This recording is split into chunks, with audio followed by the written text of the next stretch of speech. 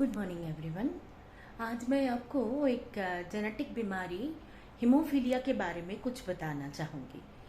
Haemophilia एक genetic बीमारी है जिसमें ब्लड जो मतलब कहीं पे अगर कट हो जाए, कुछ हो जाए, कुछ देर बाद तो वहाँ से ब्लड निकलना बंद हो जाता है, जिसको हम लोग क्लॉटिंग बोलते हैं। ये क्लॉटिंग का प्रॉब्लम होता है। तो कुछ लोगों को क्या होता है, कभी भी अगर थोड़ा सा भी खरोच आ जाए, कट हो जाए, तो वहाँ से ब्लड निकालना आसानी से बंद नहीं होता है। ये जो प्रॉब्लम है इसको हम लोग हीमोफीलिया बोलते हैं। ये एक्चुअली होता है ब्लड क्लॉटिंग के लिए जो फैक्टर्स होता है वो भी प्रोटीन ही होता है।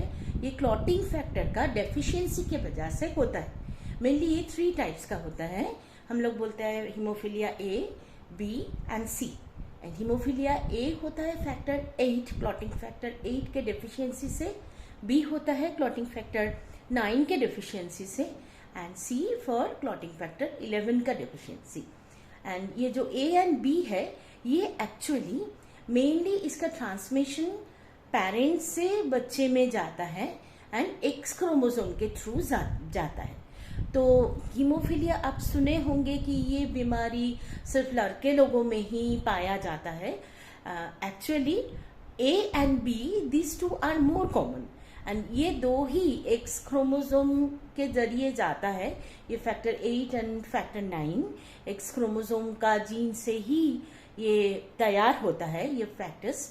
तो अगर लड़की लोग में भी ये प्रॉब्लम है तो उनमें ये अफेक्टेड वो लोग नहीं होते हैं, वो लोग सिर्फ इसके वाहक होते हैं। तो हम लोग अगर हम लोगों को ये पता चले कि आप लोगों के फैमिली में किसी को ऐसे प्रॉब्लम है, मतलब गाम से बहुत ज़्यादा ब्लीडिंग हो रहा है, नाक से ब्लीडिंग हो रहा है, जो लोग ज़्यादातर अफेक्टेड होते हैं, ज़्यादा से ज़्यादा डेफिशिएंसी होता है, जॉइंट में, बोन के जॉइंट में भी ब्लीडिंग हो सकता है। एंड ये खतरनाक भी हो सकता है अगर कहीं पे इंजुरी हो जाए, कोई ऑपरेशन हो, इसके बाद भी वो वहाँ से ब्लड निकलना आसानी से बंद नहीं होता है। इसका ट्रीटमेंट तो है बहुत सारा।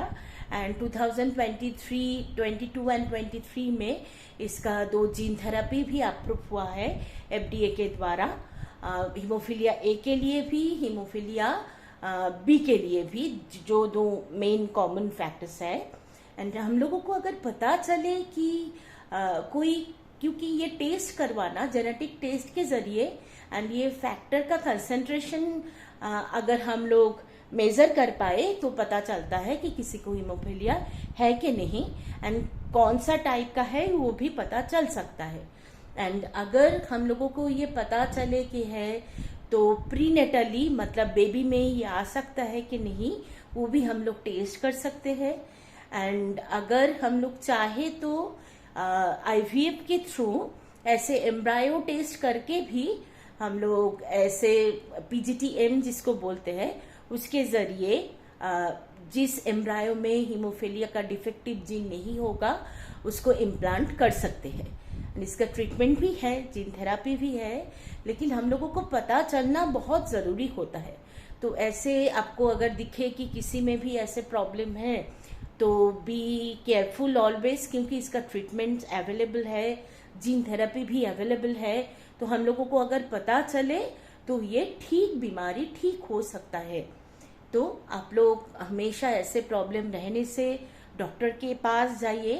एंड अगर आप चाहे कि आपके नेक्स्ट जनरेशन में ऐसे प्रॉब्लम ना जाए तो ठीक से प्लानिंग के लिए, अगर आप प्रीनेटल टेस्टिंग के लिए चाहे, क्योंकि अगर माँ इसका कैरियर हो सकती है, लेकिन माँ तो अफेक्टेड नहीं होगी, लेकिन अगर कैरियर जो माँ है उसका जो बच्चा जो है, फीटस है, वो अगर लड़का होगा तो उसमें जाने का चांसेस विल बी 50%, क्योंकि एक माँ में 2 एक्स क्रोमोसोम है, जिसमें से एक अफेक्टेड है, एक में प्रॉब्लम है। एंड लड़के में कोई एक एक्स क्रोमोसोम जाने का चांस, अफेक्टेड 1 जाने का चांसेस 50%। तो प्रीनेटल टेस्ट के जरिए हम लोग जान सकते हैं कि बेबी में वो हीमोफीलिया का जो डिफेक्ट है, जीन का जो डिफेक्ट है, वो गया है कि नहीं। एंड अगर आप चाहे तो प्रॉपरली प्लान करके PGT-M pre implantation genetic test के जरिए हम लोग प्रॉपरली प्लान करके नेक्स्ट जनरेशन में ये बीमारी जाने से भी रोक सकते हैं। तो टाइमली इंटरवेन कीजिए, जेनेटिसिस्ट से, जेनेटिक काउंसलर से कंसल्ट कीजिए एंड डॉक्टर के पास जाइए, टाइमली डिसीजन लीजिए, इस बीमारी को नेक्स्ट जनरेशन में जाने से रोकिए। Thank you.